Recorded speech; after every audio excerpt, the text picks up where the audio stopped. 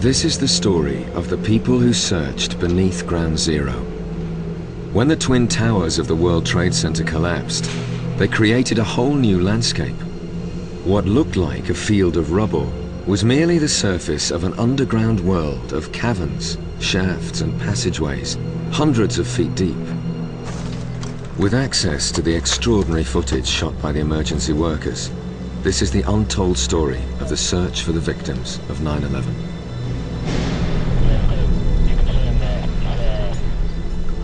At 9:59 a.m., less than an hour after it was hit, the South Tower collapsed. In 10 seconds, the entire building disintegrated in an avalanche of pulverized steel and concrete.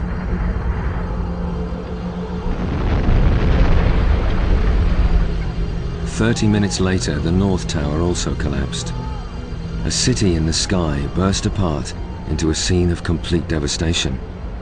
It fell to the ground with such destructive power, it created a whole new geography of broken steel structures and mountains of rubble, spread over a wasteland the size of 16 football pitches. Those that could help were actually allowed to join in. One of them was retired firefighter Lee Ielpi, who was desperately searching for his son, Jonathan. I met up with many dads that were looking for their sons. Many sons looking for dads. I saw people from Squad 288. That's Jonathan's house. I saw them. They saw me. As well as retired firefighters, construction workers also descended on Ground Zero and offered to help. And so the searchers became an extraordinary mixture of professionals and volunteers, bonded by a common knowledge that somewhere beneath the surface lay their family and friends. In the days ahead, the rescuers would risk their lives entering the voids deep beneath Ground Zero.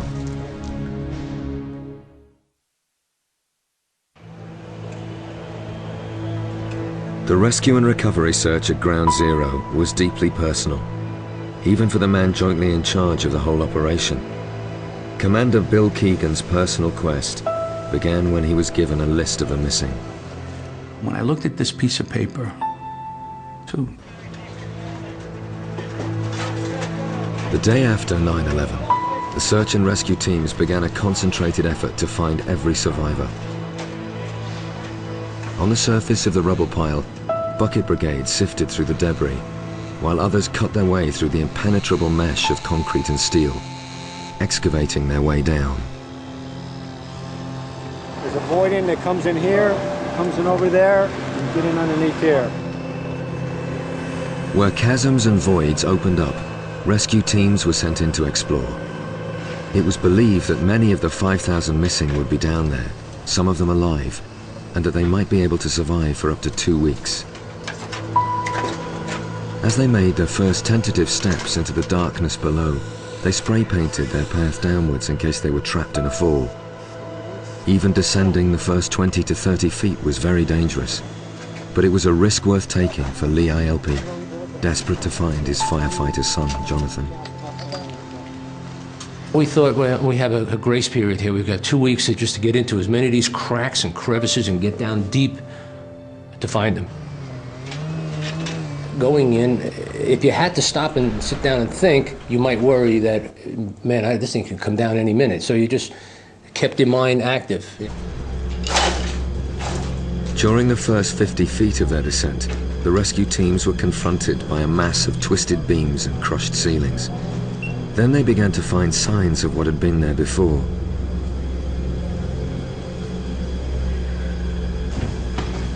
Further down, they discovered staircases that were almost intact, which aided their descent into the underworld.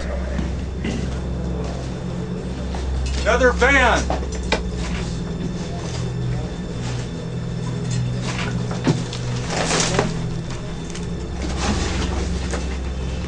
The deeper they went, the more preserved everything was. 100 feet down, they found an eerie world of underground shopping malls and car parks that in places were virtually untouched. When you'd enter into a location, it looked as it did on September 10th. Some of the parking areas, the cars were in pristine condition. A lot of the cars were driven out of the place. And then you just go a few feet to the right, and you'd see utter devastation. So we would make our way into these nice areas and then get down on our bellies and our knees and start to crawl, hoping that some area would open up, and when we got to this open area, we would find people. Some of the rescue teams worked their way through the chasms and stairways down to the remains of the World Trade Center subway station. Here they were confronted with surreal scenes of destruction. That's the one we're in. That's the one we need to get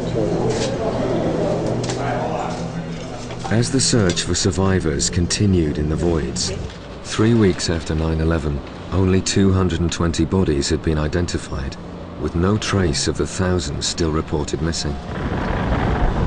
The immense destructive force unleashed by the collapse of the Twin Towers had literally blown apart most of the people left inside.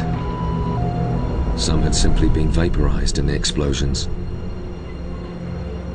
The human remains recovered on Ground Zero would be unrecognizable to their nearest and dearest.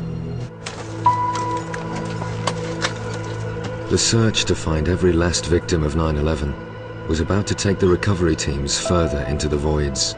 This opens up into a large space. We may want to take a look. As the ground above them became more unstable, their quest became even more dangerous. One of the most vivid memories of the searchers is of the overpowering smell of decomposing bodies. It was so all-pervasive, cadaver dogs had to be used to pinpoint their exact location. Going into the voids below Ground Zero became increasingly dangerous as clear-up operations continued above ground. If we start getting some shifting, the thing you need to look for is something that you can dive underneath and you're going to be somewhat protected. Like a huge beam. Like this beam, dive in between the columns. As we're walking down, as we're working our way down, you want to make sure that Retired firefighter Lee Ielpi was searching in the remains of one of the stairwells where he hoped to find the body of his son Jonathan. I talked the chief I know into letting us go one last time because I just had this feeling. We went as far as we could. You walk, and then the collapse was here, so you'd walk, and then you had to get down and crawl a little bit, you know, and just look around and look around. Nothing. So we went back to where we had to climb up to get to where the stairs were. We did another look. Whatever it was, we did another look. And then on the floor, on this rubble area over here, it was a wet spot. I wasn't about to unzip the bag. I mean, it was 3 months, right? But I did feel him from his toes to his head, just for my own satisfaction. We picked up Jonathan and we carried him up this dirt road, which was now lined with guys on both sides.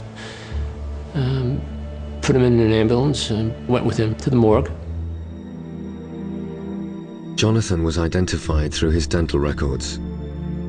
The recovery of his body meant Lee and his family could at last prepare for his funeral. It was extraordinary that amidst 1 million tons of rubble, Mickey had found the remains of the friend he'd been searching for. It was January 2002. 4 months into the search and recovery operation, there was still no remains found of many of the victims of 9/11. The pain of those left behind remained as strong as ever.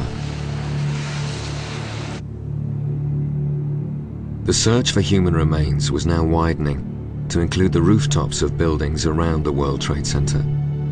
It was here that 2 lower leg bone fragments were found, which had the same DNA as the sample Heidi had provided from Jeff's hairbrush. One of them was actually found on top of Building 5, on the roof of Building 5. By March 2002, immense progress had been made in the clearing up operations at Ground Zero.